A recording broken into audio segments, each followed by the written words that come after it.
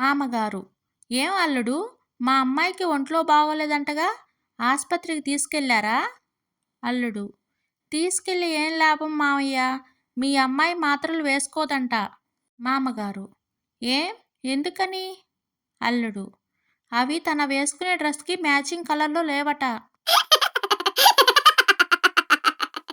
గోపి: ఏమైంది మాస్టారు, బస్సు ఎక్కినప్పటి నుంచి చూస్తున్నా ఆ డ్రైవర్ని చూస్తూ కంగారు పడిపోతున్నారు.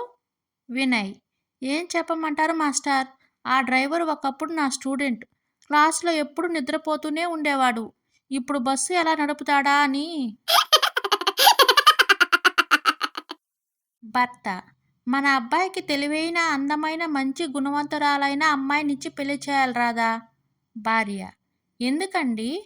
భర్త: మా నాన్న చేసిన తప్పు నేను చేయకూడదు కదా. రాధా: అదేంటి వదినా, పెళ్లిపీటలపై వధూవరులను చూస్తుంటే అసలు ఈ కాలం పిల్లలేనా అనిపిస్తుంది.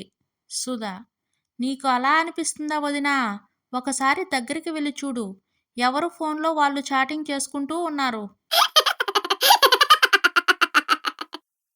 వెంగళప్ప: అదేంటి డాక్టర్, మా ఆవిడకు కంటి ఆపరేషన్ చేస్తే 2 చేతులు కట్లు కట్టారు ఎందుకు?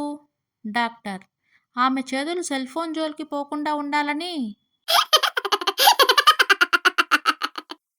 పెళ్ళిళ్ళ పేరయ్య: ఎందుకు బాబు, నీకన్నా పెద్ద వయసు అమ్మాయినే చూడమంటున్నావు?